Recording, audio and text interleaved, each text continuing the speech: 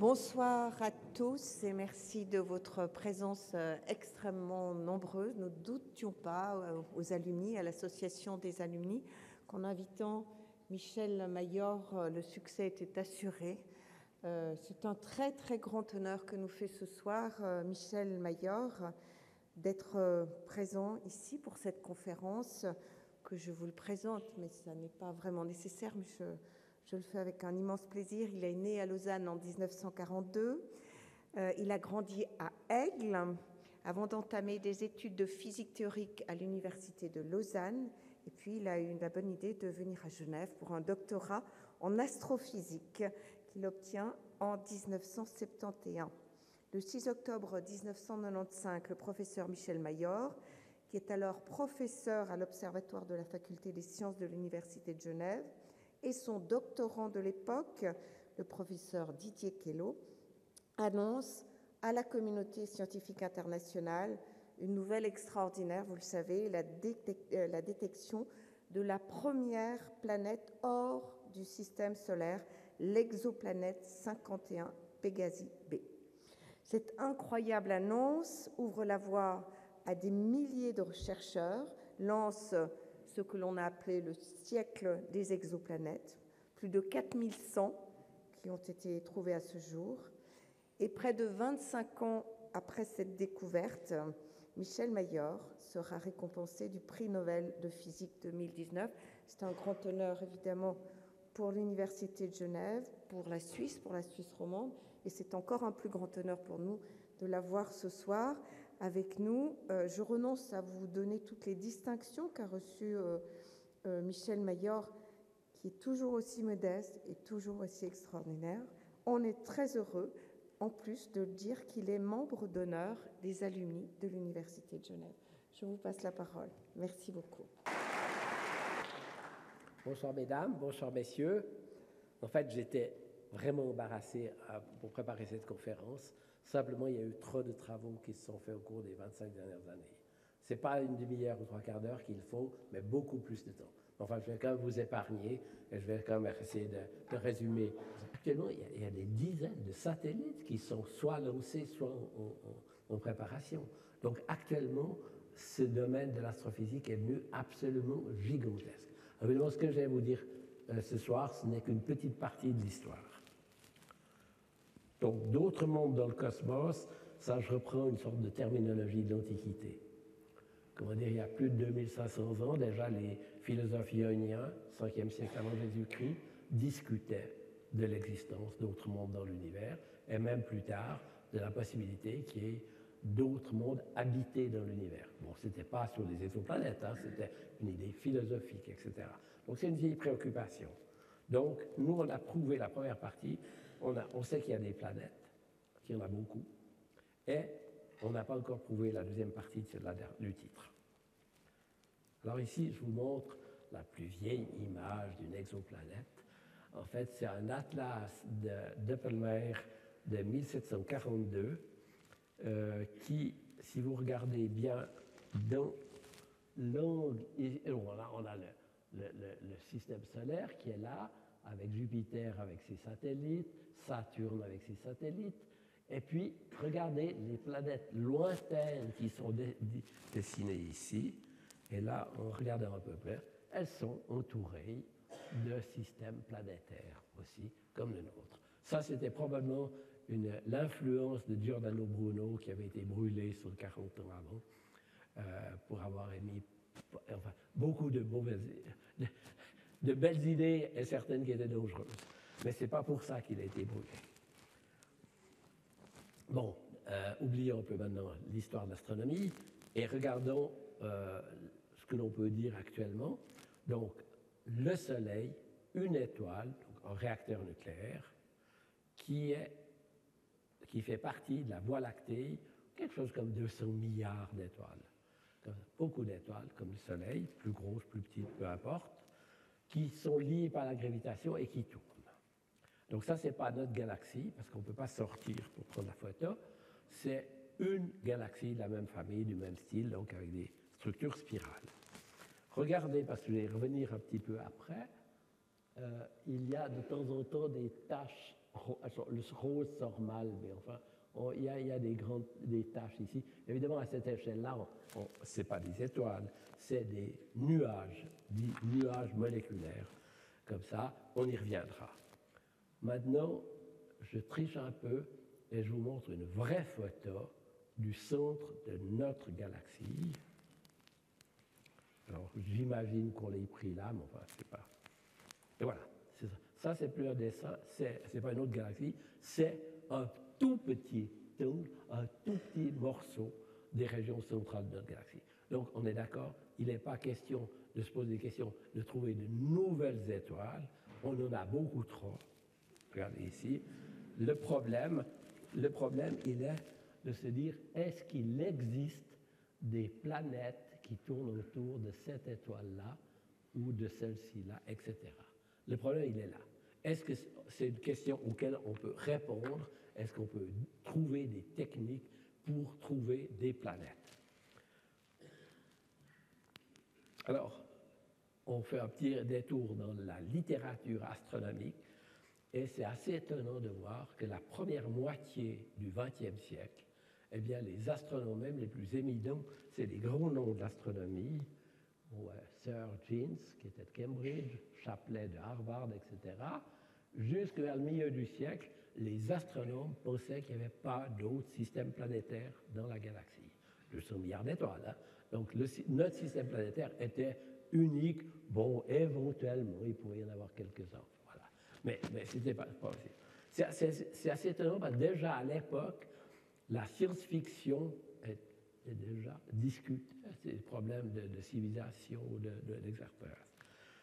Les idées changent vers le milieu du siècle, d'abord pour une mauvaise raison, je ne vais pas m'étendre là-dessus, mais après, en 1952, il y a un astronome qui s'appelle Otto Struve qui dit, c'est étonnant, les étoiles comme le Soleil ou plus petites ne tournent pas. Vous allez me dire, quel est le lien avec les exoplanètes? Et en fait, c'était une très très belle remarque, en sens que quand un nuage de gaz s'effondre pour former une nouvelle étoile, eh bien, il y a toujours trop de moments angulaires, de rotation.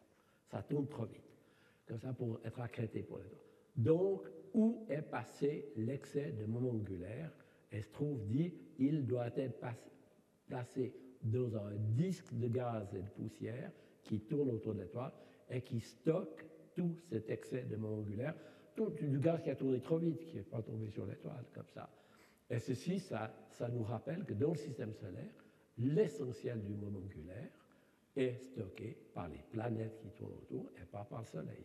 Le Soleil, il est 1 million de fois plus lourd que la Terre, mais c'est tellement près qu'un objet qui tourne ici a finalement un avantage de la distance pour le moment angulaire. Donc, il fait cette remarque et il conclut, c'est deux pages, c'est rien du tout. Il dit, donc, il doit y avoir des tas de planètes dans la Voie lactée. Et c'était tout à fait juste. En 1970 à peu près, les gens remarquent que les étoiles jeunes ont toujours un excès, c'est le spectre, enfin peu importe, comme ça, il y a toujours trop de lumière infrarouge. Ça, c'est la lumière de l'étoile, dans le visible, ici, comme ça. Puis il y a toujours une queue dans l'infrarouge, il y a trop de lumière infrarouge, et on dit, oui, ben, c'est simplement la lumière de ce disque de gaz et de poussière qui est autour. Voilà. Donc, on avait tout d'un coup la première idée, oui, ces disques, on les voit. Et puis après, on arrive en 1995, et le Hubble Space Telescope regarde des étoiles jeunes qui sont devant la nébuleuse d'Orion et qui sont en train de sortir de la nébuleuse. Alors, comme je dis, des étoiles jeunes, c'est des étoiles qui ont, disons, 3-4 millions d'années. Les 3-4 millions d'années, c'est pas... Est-ce que c'est jeune? Alors, il faut se rappeler que le Soleil, c'est 4600 millions d'années. Donc, c'est 1000 fois plus jeune que le Soleil. Hein. Donc, réellement, c'est des étoiles jeunes, avec sa résolution angulaire, donc il regarde avec beaucoup d'acuité visuelle, il regarde et voilà ce qu'il voit. Les étoiles qu'il imagine à haute résolution, eh bien, sont toutes encerclées d'un petit disque de gaz et de poussière. La poussière bloque la lumière qui vient de derrière, d'où on voit ce cercle noir. C'est le lieu de naissance des planètes. Les idées changent, enfin, elles avaient changé avant avec la lettre de Stroh, mais maintenant elles sont confortées. Il doit exister autant de systèmes planétaires que l'on veut dans l'univers. Donc on passe non pas de rien ou quasiment rien à 100 milliards, 1000 milliards de planètes dans la Voie lactée. Les idées changent, après il faut les trouver. Alors, la difficulté, c'est que si vous prenez déjà simplement la Terre et le Soleil, la Terre ne fait que réfléchir un tout petit peu de la lumière du Soleil, 1/1000e dans le visible. Donc, si on regarde à une certaine distance, vous êtes complètement ébloui par la lumière de l'étoile. Jupiter, la grosse planète, c'est aussi du même ordre de grandeur. Dans l'infrarouge, c'est un peu mieux, voilà. Donc, l'observation directe, en tout cas à cette époque-là, était impossible.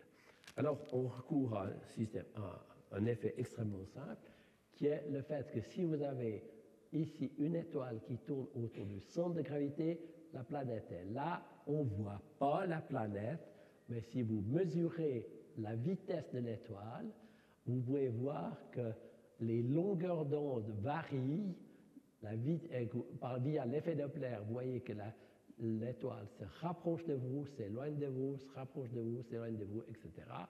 Tout ceci grâce à un phénomène qui nous aide énormément, c'est que le spectre des étoiles, c'est une forêt de transitions atomiques.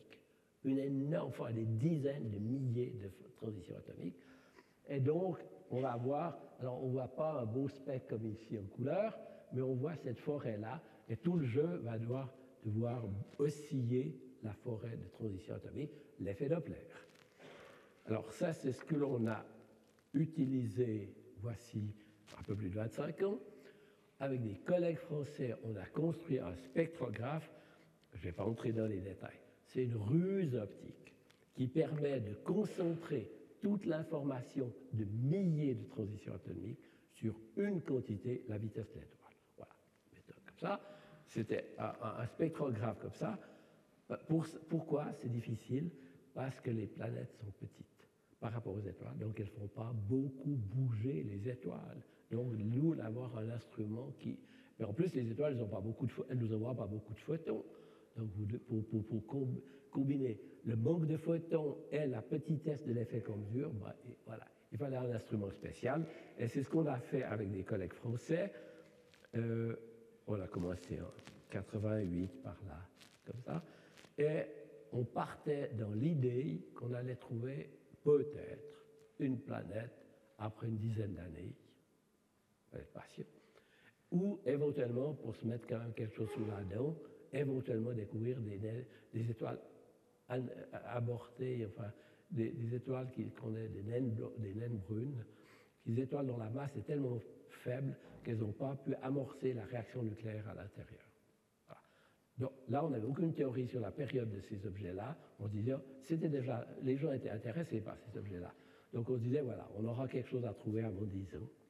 Et puis on commence les mesures, et tout d'un coup, on trouve un objet avec un vieux télescope. C'est pas ça qui est intéressant, c'est l'instrument qu'on a construit derrière qui était surprenant.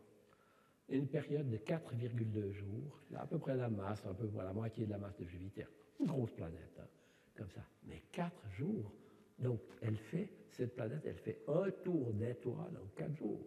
La Terre, elle met 365 jours, etc. Et puis, c'était pire que ça. La théorie nous disait que pour former une planète gazeuse géante, comme Jupiter, il faut agglomérer des grains de glace.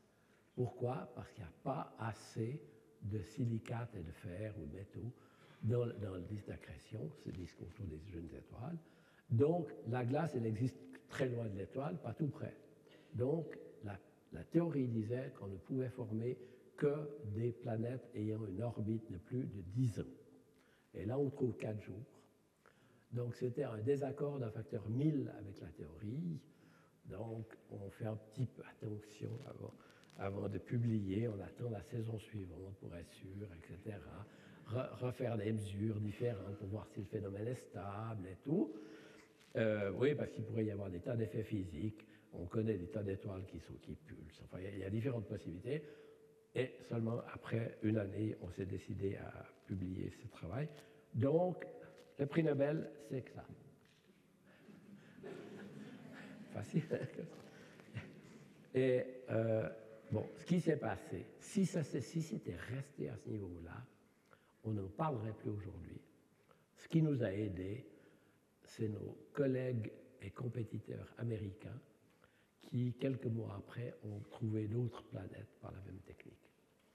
Et puis, après, il y en a eu d'autres, ça a augmenté. Maintenant, on en est à 5000. Oui, ce n'est pas 4100, c'est 5000. On n'a pas que ça. Donc, voilà. Ça veut dire, ce que je veux dire, c'est que, oui, c'était la première, mais si c'était resté un objet unique, on n'en parlerait plus. C'est parce qu'il y en a eu des milliers d'autres comme ça que tout d'un coup, c'est un énorme chapitre. Puis alors après, on va en parler. Elles sont étranges, ces planètes. Voilà, donc ça, c'est le démarrage pour nous. Alors, juste un mot de physique. Pourquoi elles sont si courte période? Simplement, c'est relatif. Quand vous avez le disque de gaz et de poussière, vous avez une planète qui se forme par agglomération de grains de gaz et de particules, de poussière d'abord, puis après du gaz. Eh bien, cette jeune planète, elle va perturber le disque. Et ces perturbations vont induire des excès, des bourrelets à certains endroits qui sont résonances, des choses comme ça. Après, la masse de ce bourrelet va réagir sur l'orbite de la planète. C'est un jeu compliqué de toutes ces résonances qui réagissent, et le résultat final, c'est la planète va spiraler en se rapprochant de l'étoile. C'est l'explication. C'est un phénomène physique majeur, et comment dire, d'un point de vue de physicien, ça c'était la chose la plus importante. Mettre en évidence un phénomène qui est majeur dans la formation des systèmes planétaires, parce qu'autrement on ne peut pas les expliquer. Toutes les autres planètes qui ont été découvertes après ont des courtes périodes, enfin pas toutes, mais beaucoup ont des courtes périodes. Donc voilà, ça c'est un nouvel ingrédient pour comprendre la formation des systèmes planétaires. Je saute 15 ou 20 ans et on va à 5000 mètres sur l'altiplano chilien.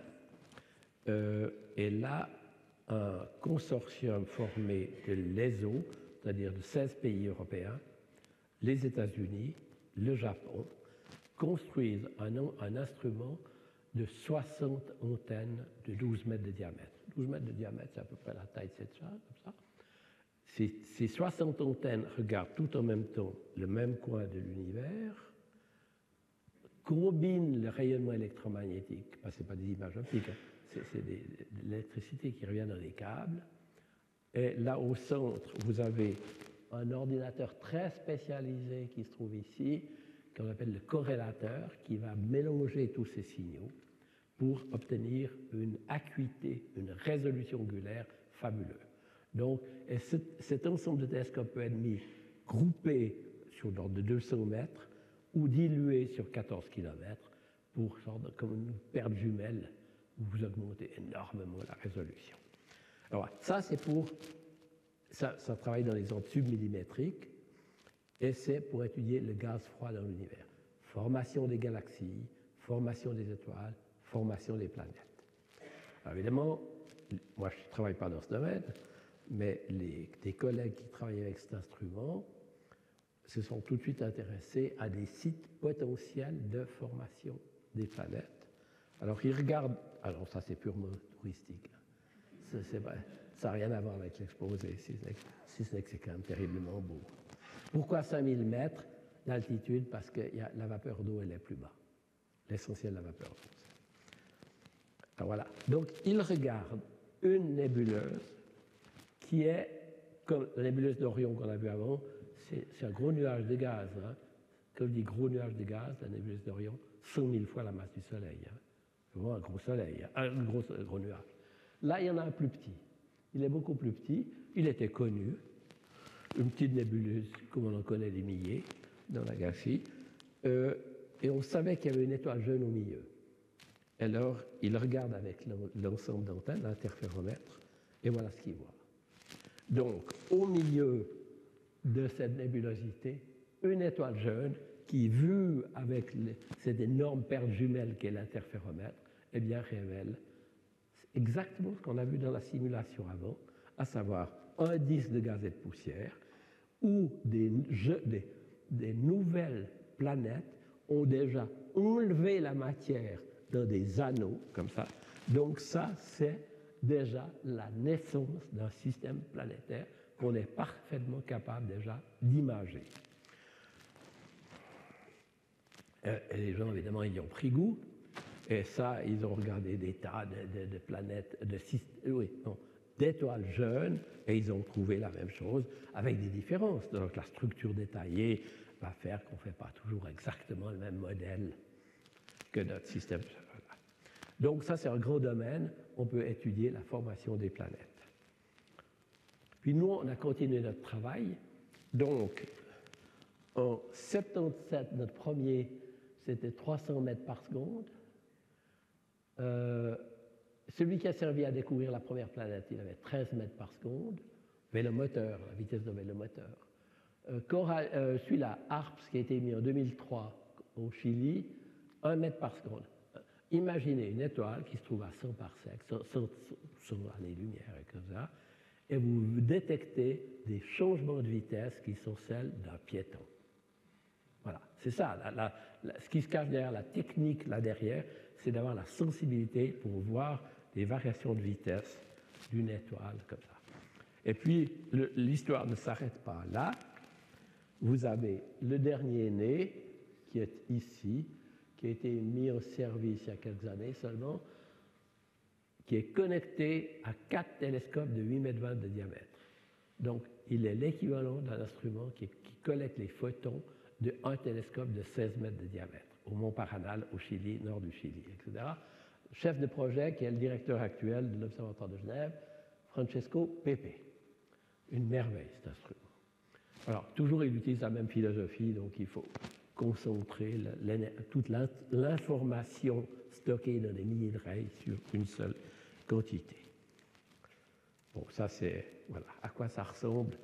Ça, c'était celui qui faisait 1 mètre par seconde, qu'on avait mis en service au Chili, et qui est toujours, 20 ans après, il est encore, vous savez, c'est un grand succès commercial. Il marche à 360 nuits par année, là-bas, sur le télescope de 3,60 mètres de l'ESO, qui est l'Observatoire austral astronomique. Voilà, il est là. Alors, il n'est pas ouvert comme ça, là, il est ouvert parce que c'est sous vide. Mais après, on ferme, et puis voilà. Alors, on a trouvé, la règle, quand on construit un instrument comme ça, elle est assez étonnante. Bon, il faut d'abord constituer un consortium de collègues qui ont des compétences complémentaires, qui sont capables d'amener de l'argent pour le construire. On achète tout le matériel, on offre tout le manpower, et on est sélectionné par les autres pour savoir, oui, est-ce qu'on y croit ou on n'y croit pas, c'est compétitif. Si on est sélectionné et qu'on le réalise, qu'on paye tout, à la fin, qu'est-ce qu'on fait? On le donne à l'ESO, comme ça, et on est payé en retour dans ce cas particulier de notre canot, de 500 nuits de gros télescopes. Gigantesque, c'est gigantesque. Voilà, les astronomes, ils sont payés en nuit. Comment dire, juste pour avoir une idée, ça c'est 3,60 mètres, hein, donc c'est pas un grand télescope. Mais si on parle par exemple du télescope de 8 mètres, qui sont maintenant à Paranal, c'est des instruments où le coût de construction et de maintenance fait que la nuit coûte 100 000 francs. Voilà, donc c'est juste celui qui reçoit l'astronome, il ne paye rien. Hein. L'astronome, il doit avoir la bonne idée. S'il donne la bonne idée et qu'il est sélectionné, il reçoit, il va faire ses mesures et tout. Et c'est uniquement sur une base compétitive. Il y a 16 pays européens qui collaborent pour l'ESO, qui payent au prorata du PIB, PNP, et qui n'ont aucun droit de retour quantitatif. Ils peuvent proposer, s'il est bon, ils obtiennent du temps. Donc, il ne faut surtout pas dire à nos politiciens, on se plaint, on n'a pas obtenu assez de temps et tout, parce que la réponse est évidente, soyez meilleurs, quoi. C'est ça, voilà. C'est comme ça que marche une telle organisation. Alors, donc, on a découvert des centaines, des milliers de planètes, de systèmes. Alors, je ne vais pas vous les montrer tous, je vous en montre qu'un seul. Ici, alors, il faut expliquer un peu ce diagramme. Ici, je mets la vitesse en mètres par seconde, donc ce n'est pas beaucoup. Hein. Ici, je mets les jours, hein, en 3000 et 5000 jours. Il y a 7 ans de mesure à peu près là. Chaque fois que vous faites une mesure de la vitesse, vous mettez un petit point rouge ici, dans un tel diagramme. Après 7 ans, vous avez une sorte de banane de points rouges. Regardez pas le noir, regardez juste le rouge. Qu'est-ce que vous dites? Il y a une planète de période quelques années, voilà.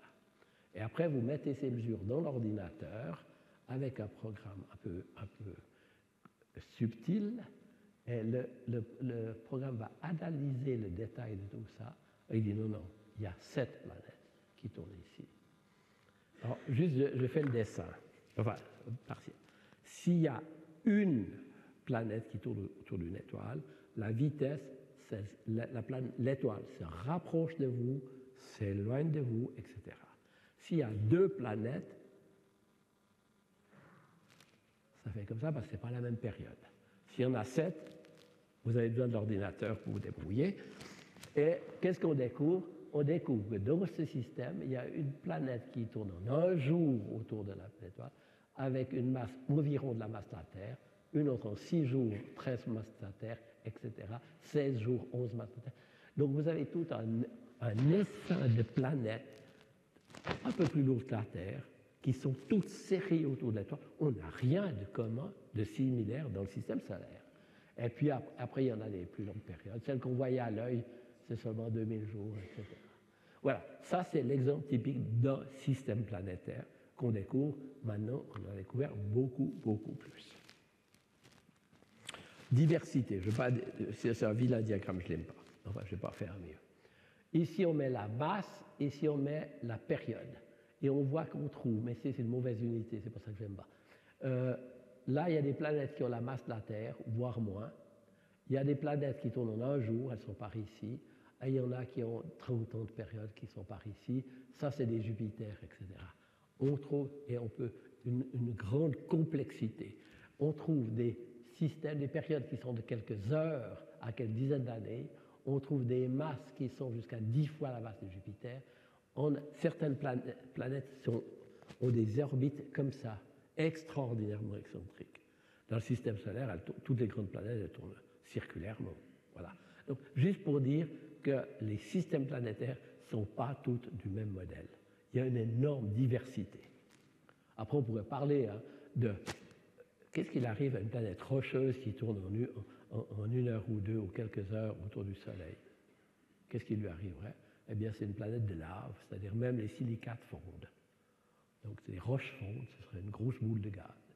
On connaît d'autres planètes, c'est des planètes océans, pas des petits océans comme chez nous, de 3 km d'épais. Non, des océans de 600 km de profondeur. Donc, l'essentiel de la masse de la planète, c'est de l'eau, etc., etc. Fascinant, hein, la complexité qu'on découvre. Maintenant, on trouve une planète, puis après d'autres, qui ont des périodes extrêmement courtes. Donc, vous avez l'étoile ici, la planète qui tourne comme ça. Rien d'intéressant qui se passe. Si elle fait comme ça, elle passe entre votre œil et l'étoile.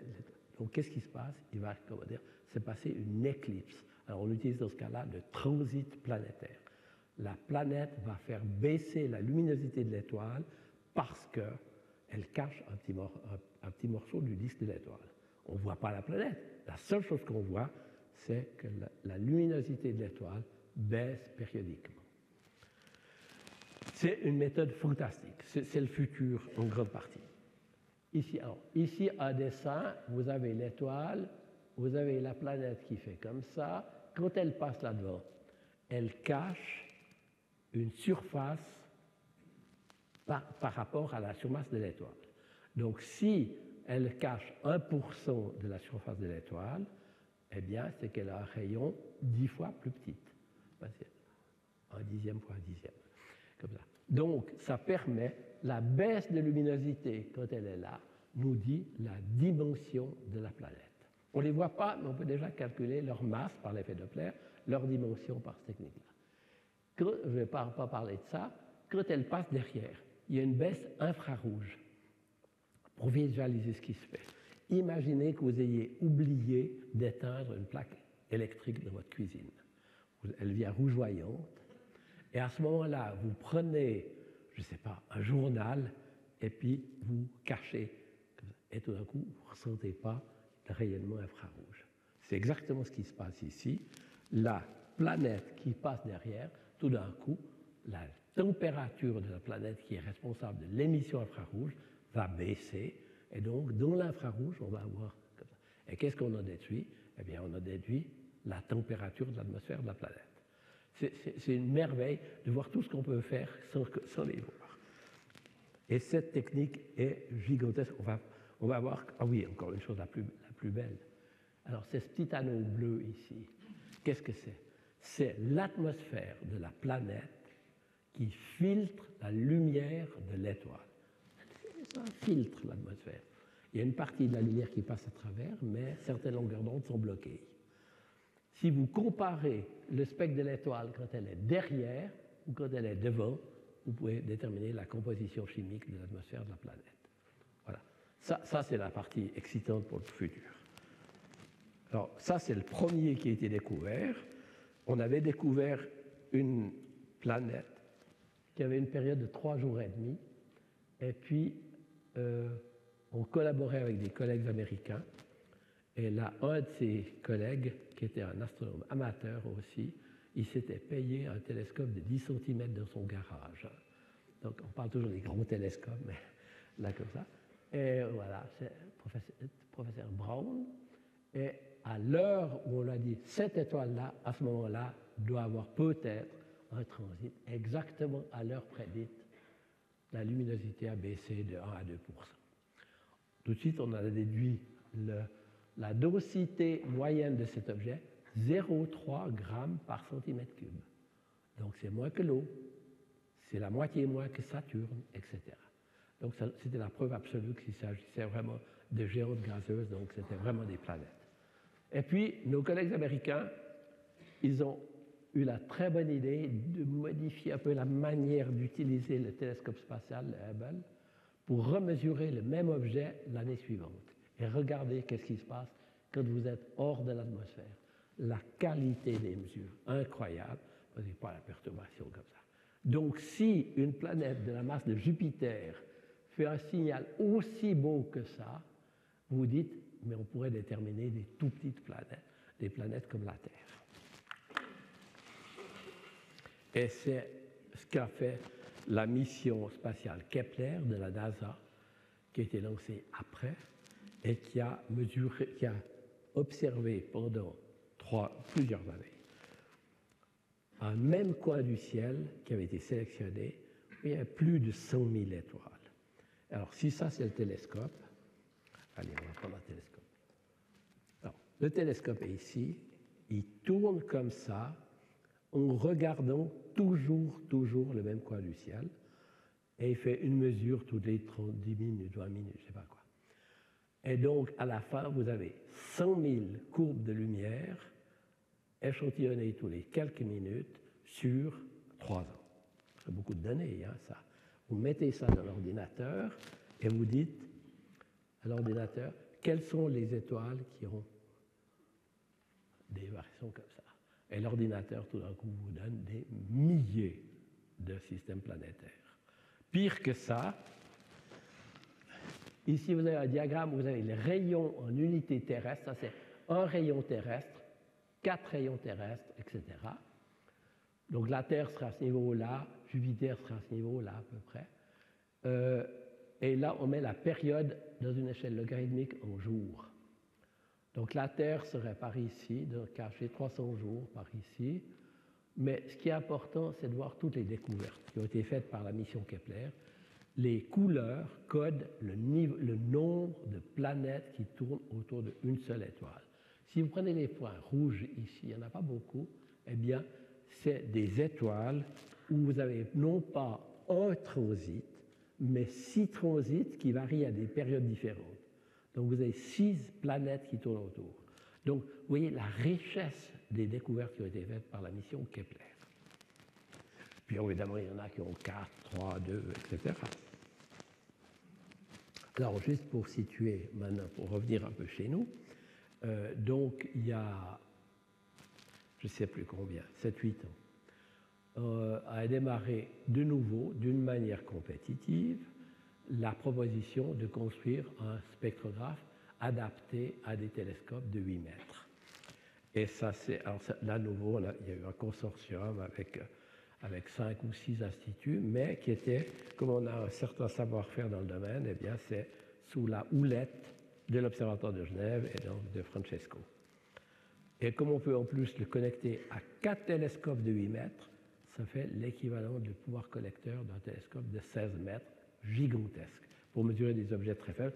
Il va faire d'autres choses, hein. Il fait déjà d'autres choses, cet instrument, non seulement chercher des planètes, mais aussi étudier des trucs en cosmologie, etc. Juste, alors maintenant, bon, c'est en anglais, hein, je n'ai pas traduit. Peu importe, il ne faut pas lire, ce n'est pas important.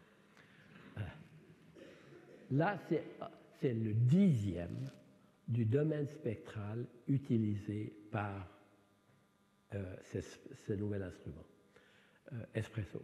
Le chef de projet, il est d'origine italienne. Et vous regardez la densité de transition atomique qu'il y a là sur un tout petit bout. Alors maintenant, vous dites quelle est l'ampleur des oscillations des fréquences dues à la présence d'une Terre. Alors une Terre, elle fait bouger le Soleil qu'à 8 cm par seconde.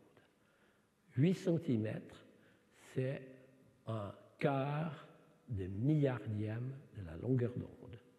Donc ça veut dire que quand vous regardez ces raies, qui sont extrêmement fines ici, eh bien c'est 10 000 fois plus fin que ça, ce que l'on mesure. Ça correspond à quelques atomes de silicium dans le plan du détecteur.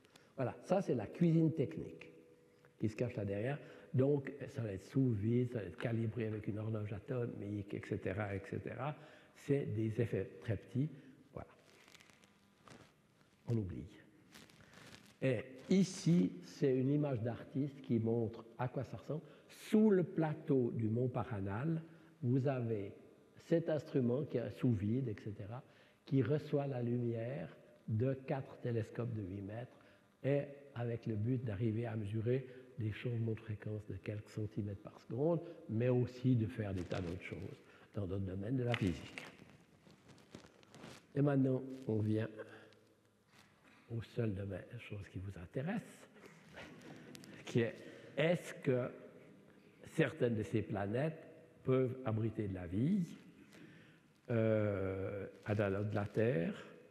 Alors peut-être je vais quand même juste faire une petite, précision, parce qu'on peut se dire, ça vient toujours sur de remarques, mais pourquoi on cherche déjà les planètes qui ont la masse de la Terre à peu près?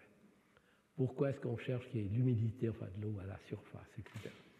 En fait, ce n'est pas du tout des fantasmes anthropocentristes.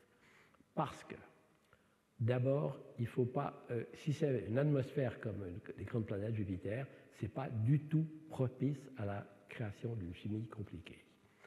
Il faut un sol avec un bon mélange d'éléments chimiques et de l'eau, qui est un solvant fantastique pour la chimie. Pour mettre des atomes en contact, voilà et tout. Ça, c'est les premières conditions. Donc, on va chercher des planètes rocheuses à distance convenable de la Terre, de leur étoile, pour que l'eau reste sous forme liquide. Il ne faut pas qu'elle soit trop petite, parce qu'à ce moment-là, elle perd son atmosphère. Il ne faut pas qu'elle soit trop lourde, parce qu'à ce moment-là, elle a des problèmes d'une autre nature en géophysique, tectonique des plaques, des choses comme ça. Voilà. Il y a des contraintes physiques comme ça. Ensuite, il y a le problème qui est peut-être pas la plus fondamentale, mais qui est vraiment une contrainte fondamentale, c'est la notion de la vie. La vie, c'est quoi? Prenez la forme la plus élémentaire, c'est prenons une cellule unique, un unicellulaire. Première chose, elle doit se protéger du milieu ambiant, donc elle a une enveloppe. D'autre part, c'est déjà des millions et des millions d'atomes. Donc c'est déjà une usine chimique d'une grande complexité qui va régler ses échanges d'énergie avec l'environnement, échange de nutriments, etc. Donc déjà une énorme complexité dans une seule bactérie, enfin une seule unicellulaire. Mais elle a une autre caractéristique qui est fondamentale. Quand elle se duplifie pour former des cellules filles, elle lui transmet tout le mode d'emploi. Elle lui dit comment fonctionner.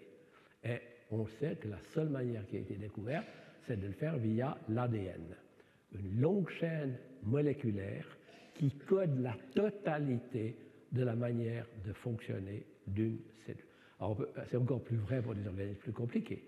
Donc, la vie, avant tout, requiert des conditions pour que vous puissiez transférer l'information à votre fille. Et ça votre fille. Ceci, ça veut dire quoi? Si vous chauffez l'ADN au-dessus de 100, 150 degrés, ça dépend des détails, de la pression et tout, vous cassez la chaîne, il n'y a pas de transmission. C'est ce que l'on fait quand on veut stériliser des aliments. Si vous refroidissez en dessous de moins 20 degrés, la chimie de la vie devient tellement lente qu'il n'y a plus rien d'intéressant qui se fait. C'est ce que vous mettez dans le congélateur. Voilà. Donc, cette exigence d'avoir une planète avec de l'eau liquide, solvant et possibilité de transférer de l'information. Après, il y a des gens qui disent, oui, mais peut-être ça pourrait être une autre chimie, ça pourrait être autre chose que ça. Oui, prenons déjà la chose qu'on maîtrise un tout petit peu. Il n'y a aucun autre corps que le carbone qui soit capable de faire des chaînes compliquées. Le silicium qui a été avancé ne fait pas des choses compliquées. Voilà. Donc, oui, ce n'est pas une preuve, mais c'est quand même... Regardons déjà où on sait que ça marche, quoi. Donc, planète rocheuse mouillée, comme la Terre. Et la question qu'on se pose, c'est que la vie est-elle un impératif cosmique? Qu'est-ce que ça veut dire, cette formulation un peu alambiquée? Ça veut dire que quand les conditions, qui peuvent être très nombreuses, peu importe, sont présentes, est-ce que la vie va se développer d'elle-même? À savoir qu'il n'y a rien de miraculeux, voilà, ça se développe. Alors peut-être les conditions sont très très nombreuses, mais on part de 200 milliards d'étoiles. Vous dites que pratiquement toutes les étoiles ont des systèmes planétaires.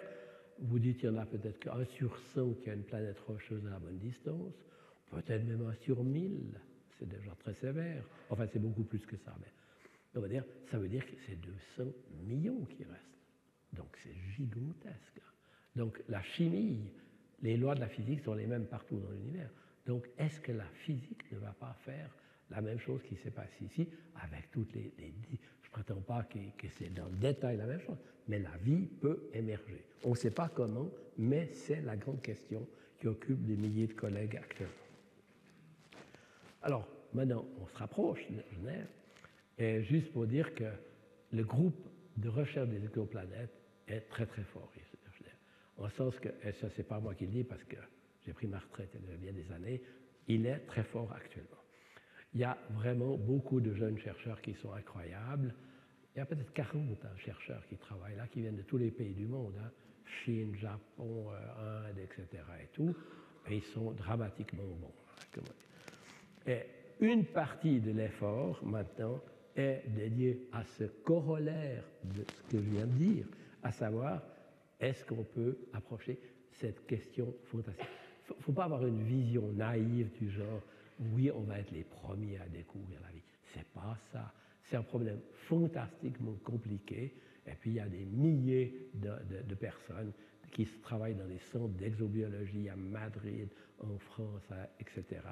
Il y a beaucoup de questions annexes qu'il faut clarifier, d'où l'utilité de collaborer entre différentes personnes ayant des compétences différentes en chimie, en astrophysique, en écologie, sciences de la Terre, sciences de l'environnement.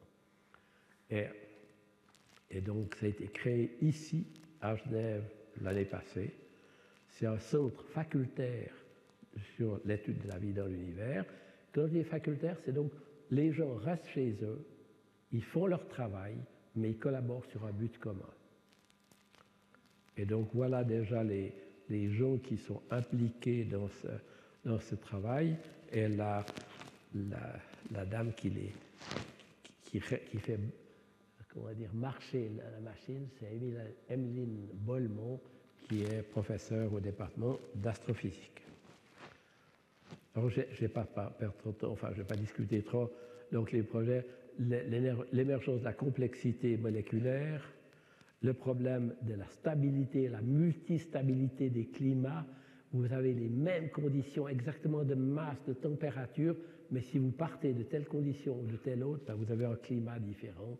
Et ça, c'est plutôt Emeline en particulier qui travaille là-dessus.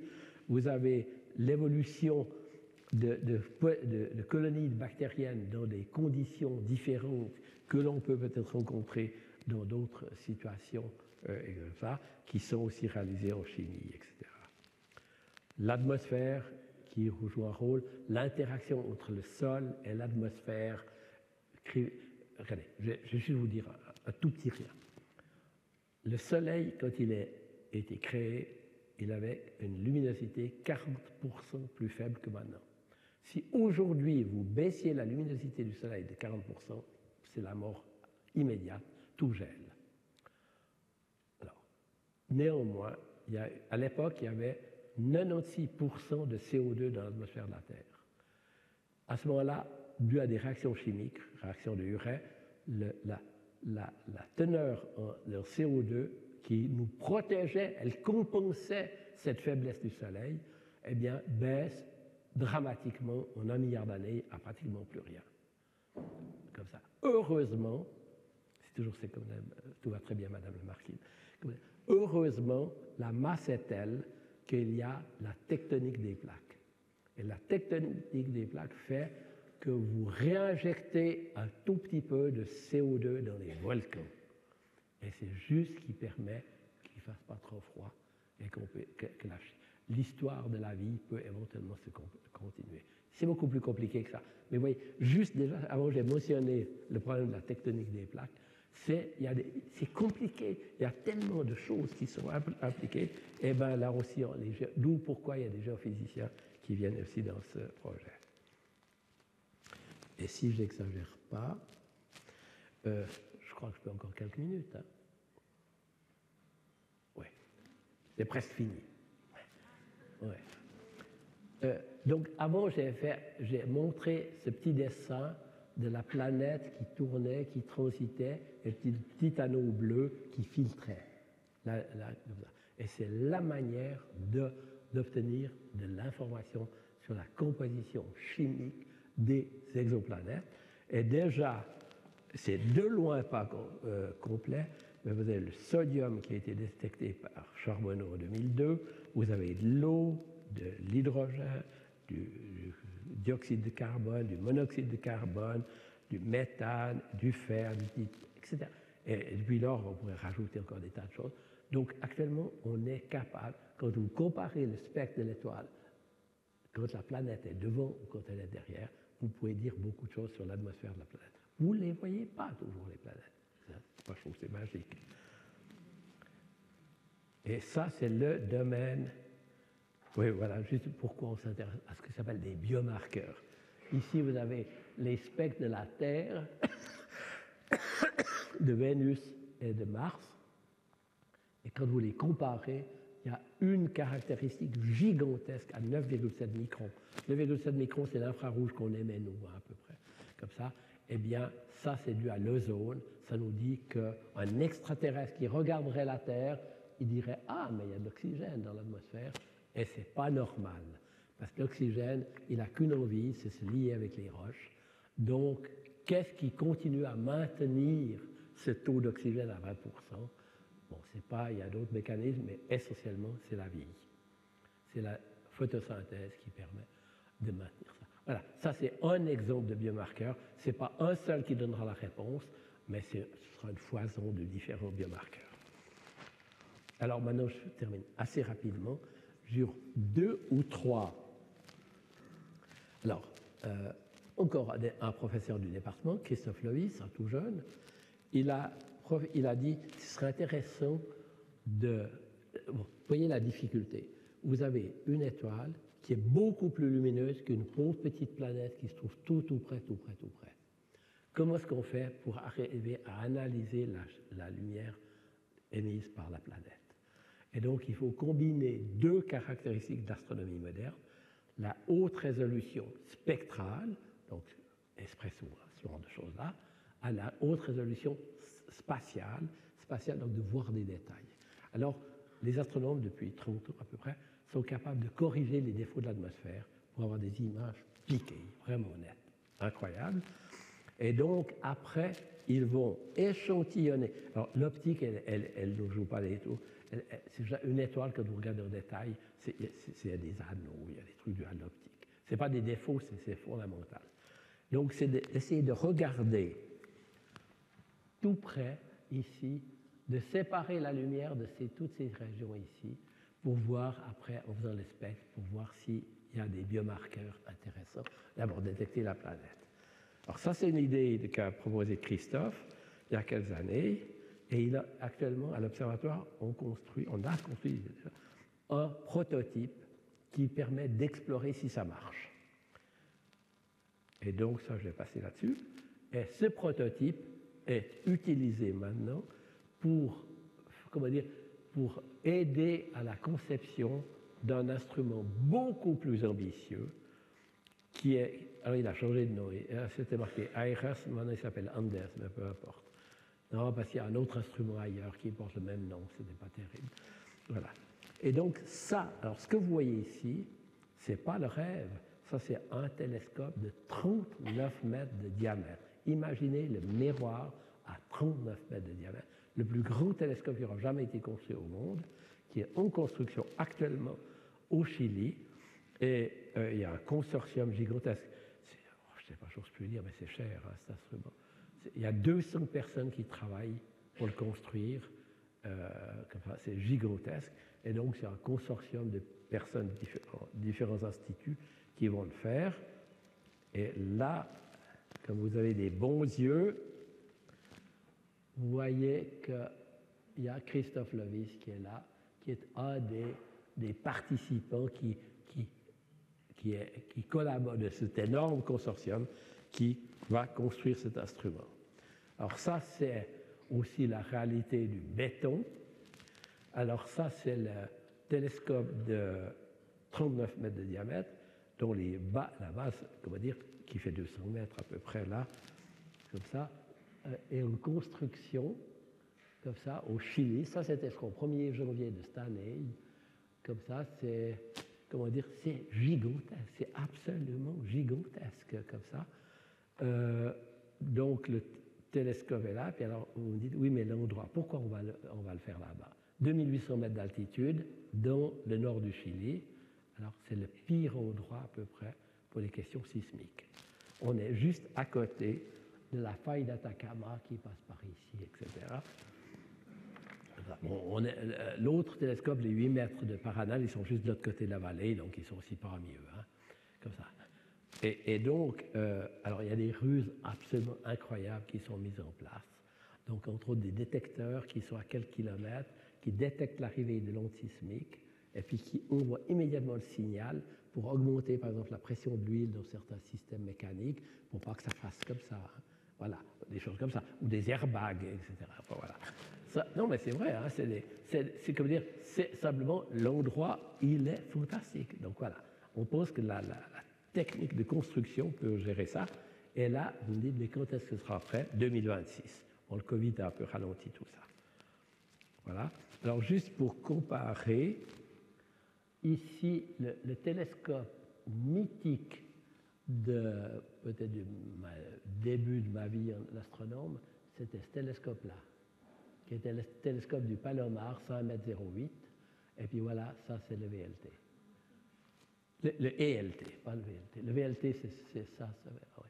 C'est 4 télescopes de 8 mètres. Ça, c'est le 39 mètres. Donc, vous voyez que ce n'est pas un monobloc. Hein. Ce n'est pas un seul bloc.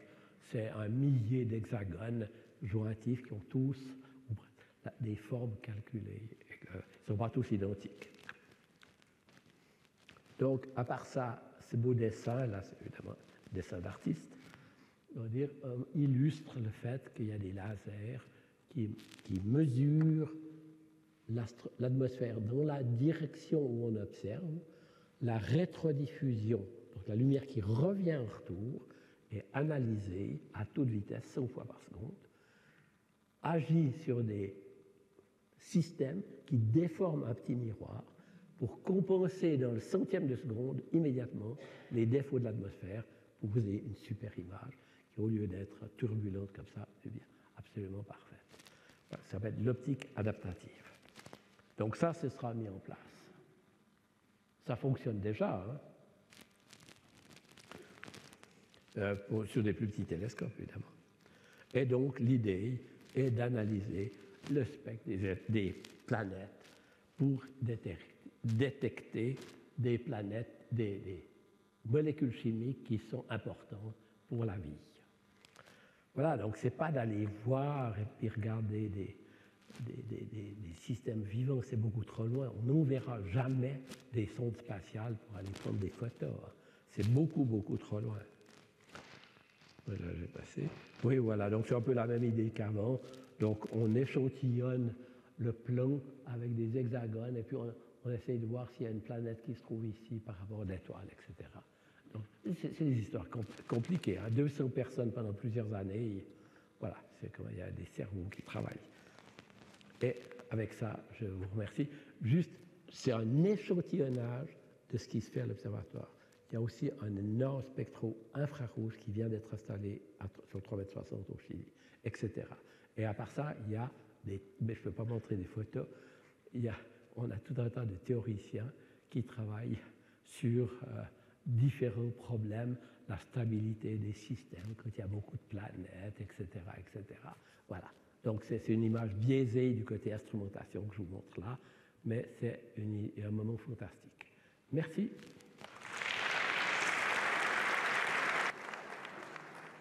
Merci beaucoup, Michel Mayor. Vous nous avez convaincu de la complexité de l'univers et de l'énormité de votre érudition aussi. Vous êtes d'accord qu'on prenne encore quelques questions? Tout à fait, tout à fait. Merci beaucoup. Alors, j'ouvre... Mais s'il y a des gens qui veulent partir parce qu'ils ont un train, ne vous gênez pas. Voilà, on a été un petit peu plus long, mais c'était passionnant. Alors, je vous laisse, je ne vous vois pas tout à fait, levez bien la main. Oui, bonjour monsieur. Je vous remercie pour cette conférence, pour commencer. J'ai juste une petite question, parce que vous parliez de solvants. Ouais, pardon. Vous parliez de solvants, il me semble, dans des milieux dans lesquels la vie est plus propice à se développer. Et vous avez beaucoup mis l'accent sur l'eau. Et moi, je voulais vous poser la question. Il me semble notamment que sur Titan, il me semble qu'il y aurait des lacs de mercure. Et il me semble que le mercure est un solvant, par exemple. Et je voulais savoir, est-ce que... C'est pas le mercure, oui.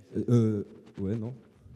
Ah bah, je voulais savoir, en fait, est-ce que d'autres milieux, d'autres solvants étaient aussi propices Oui.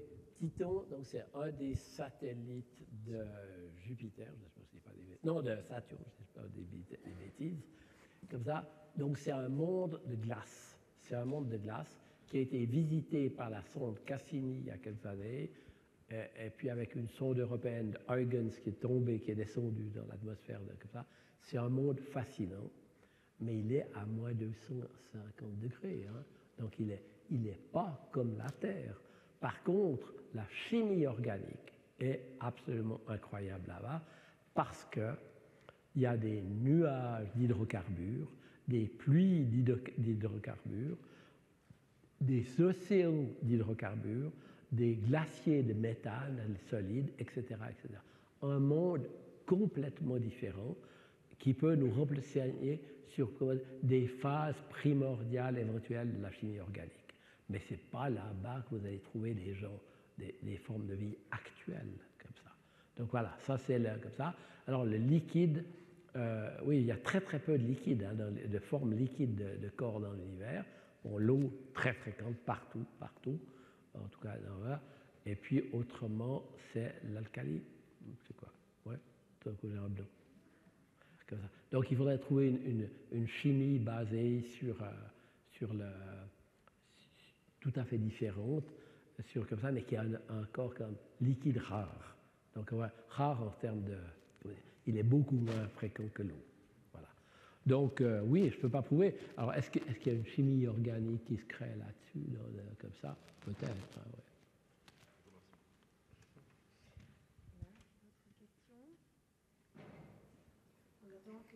Peut-être que la salle se chauffe un peu pour les questions. J'aurais une question à vous poser. Vous m'excusez, je ne suis pas du tout scientifique, donc peut-être que vous avez trouvé ma question pas très... Aujourd'hui, on se pose beaucoup de questions en termes de destruction. On est en train de détruire un tout petit peu la planète tout de même. On est en train de s'interroger sur des possibilités, effectivement, un jour, d'avoir une planète de secours. Qu'est-ce que vous pensez de ce type de théorie? C'est une mauvaise idée, mais je vais commenter un peu. Oui, alors, bon, je commence d'abord par les exoplanètes. Alors, donc, on est d'accord qu'il faut au moins des conditions d'habitabilité qui soient parfaites, qui soient très raisonnables. Imagine, alors, la galaxie qu'on a vue avant, la lumière met 100 000 ans pour traverser. Imaginez que vous trouviez une planète avec des conditions parfaites à 30 années-lumière. 30 années-lumière, c'est une voisine, comme ça. Mais 30 années... Alors, l'homme est allé il y a 50 ans sur la Lune, en 3 jours. La lumière met 1 seconde pour le faire. Donc, 30 ans, c'est 1 milliard de secondes. Donc, une planète hypothétique qui serait habitable à 30 années, c'est 1 milliard de fois plus loin que la Lune. 1000 millions de fois plus loin. Donc, simplement, c'est juste pour dire que... Alors, évidemment, les optimistes disent qu'il suffit d'accélérer. Le problème, c'est que... l'énergie cinétique de votre fusée, si vous la faites passer de 10 km/s, qui est typiquement les missions Apollo, à une fraction extrêmement élevée de la vitesse de la lumière, l'énergie que vous voulez émettre est complètement impossible. Donc voilà. Donc le rêve de l'exploration d'exoplanètes, ce n'est pas raisonnable. Ce n'est pas possible. Alors maintenant, revenons plus près au système solaire. Donc, alors on change d'échelle. Hein. Comment dire, Mars, qui est une planète souvent évoquée là-dedans par M. Elon Musk, comment dire, elle est à quelques dizaines de minutes-lumière. Donc on est d'accord que c'est tout près. Hein. Tout près, c'est quand même 8 mois de voyage. Hein. Mais c'est tout près. Le problème, c'est que l'atmosphère de Mars, c'est 1% de l'atmosphère de la Terre.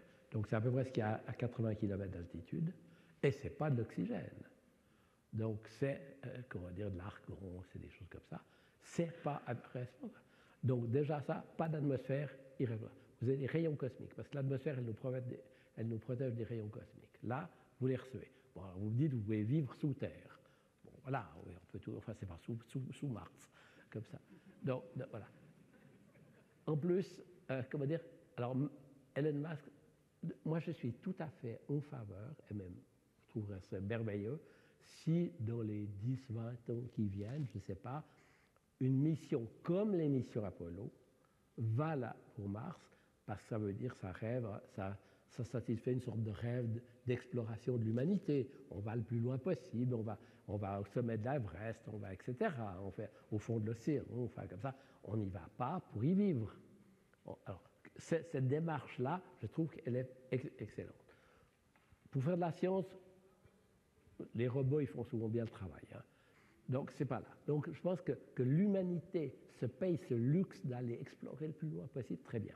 Mais quand Elon Musk dit « je rêve que dans 100 ans, il y aura 1 million d'humains qui iront sur Mars ». D'abord, le sol, il est toxique. Hein. Comment dire ? Donc, vous n'allez pas planter des salades comme dans le film Seul sur Mars, qui plante ses salades, etc. Voilà, donc il y a beaucoup de... Je ne veux pas être méchant, comment dire, je ne crois pas. Je parie dans un siècle, une bonne bouteille, qu'il n'y aura pas 1 million de personnes. Donc, je ne crois pas tellement à la notion de seconde terre dans cet esprit-là. Et donc, si on doit en tirer, je ne veux pas prêcher, mais comment dire, si on doit faire la conséquence qu'on doit tirer, c'est qu'on doit protéger celle qu'on a, qui est comme assez sympa, quoi. Elle est belle. En tout cas. Elle est bien. D'autres questions? Oui. Caché. Oui, Caché. moi. Vous êtes alors. Je suis là. Oh là là. Voilà, allez-y, monsieur.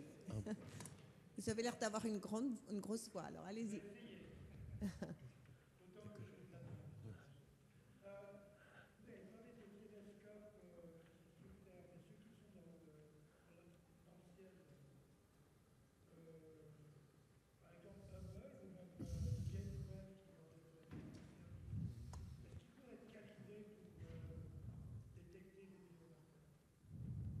Oui, alors, comment dire, ouais, c'est grave oubli de ma part de ne pas mentionner le James Webb, donc, qui est un petit télescope à l'échelle de ça.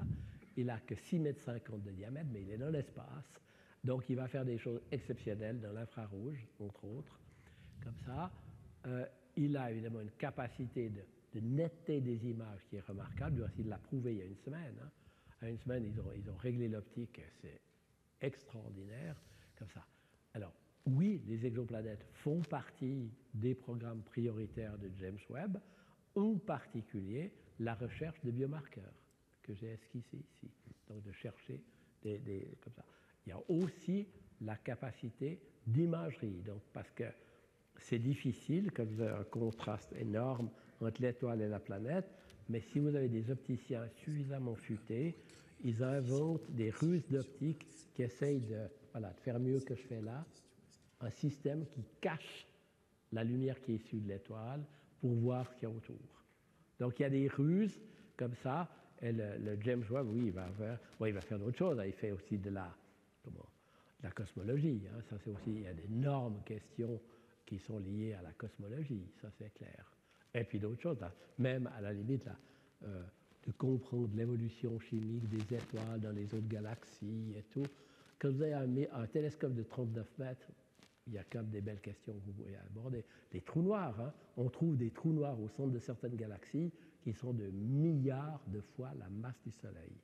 Au centre de la nôtre, il y en a un qui fait 3,6 millions. Milliards, c'est 1000 fois plus. Hein. Donc il y a des galaxies géantes qui ont des trous noirs, des singularités au sens de la relativité d'Einstein, qui sont créées par des masses de l'ordre du milliard de fois. Ces trous noirs, ils sont nés avant les galaxies, en même temps que les galaxies ou après. Alors, des questions aussi énormes que ça, on ne sait pas. Voilà. Lors de l'expansion primordiale de l'univers, est-ce qu'il y a eu des conditions de créer des singularités aussi monstrueuses que ça? Voilà. Il y a foison de belles questions. Quelle est la question à laquelle vous aimeriez trouver une réponse? Vous qui avez cherché toute votre vie et trouvé beaucoup de choses. Bon, c'est clair si vous aviez une baguette magique. Allez.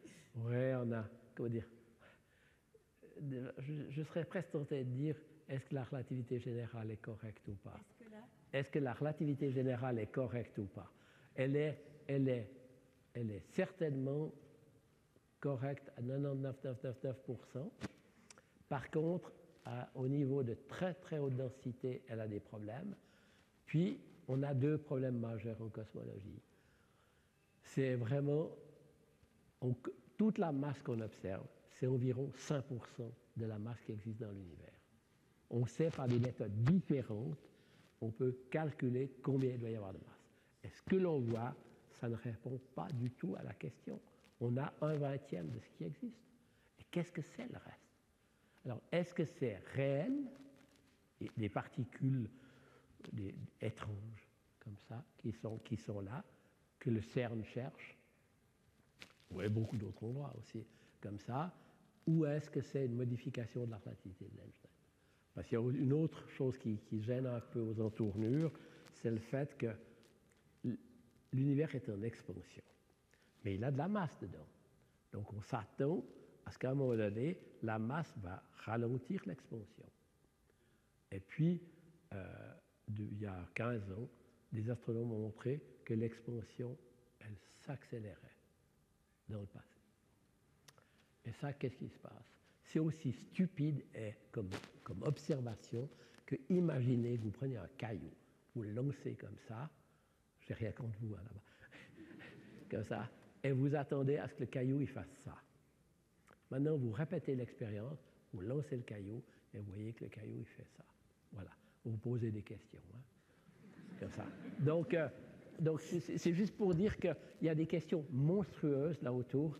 Et, comment dire, la vie, mais oui, c'est vrai, comment dire, je pense que ce serait intéressant de savoir si la vie est un sous-produit automatique, enfin, inéluctable de l'évolution de l'univers. Mais il y en a d'autres qui sont bien. Monsieur, je vais vous passer le micro. Peut-être la question qui... Dans toute cette complexité que vous avez étudiée, de la vie ici, la vie ailleurs, ces niveaux scientifiques que vous atteignez, est-ce que vous avez une réflexion à partager avec nous en ce qui concerne la relation qui pourrait exister entre toute cette complexité immense et le sens de notre vie sur la Terre à nous? Oui, non, mais c'est, comment dire, non, mais c'est une réflexion qui est je dirais, imposée, à savoir, finalement,